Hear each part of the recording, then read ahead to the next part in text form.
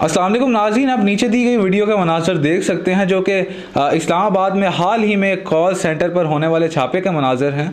जैसा कि आप देख सकते हैं कि FIA के छापे के बाद और मुलाजमीन की गिरफ्तारी के बाद हमारे मुसलमान भाइयों ने एक जंग के अंदर हिस्सा लिया और उसके अंदर उन्हें बहुत ही बड़ी तादाद में माल गनीमत भी हासिल हुआ।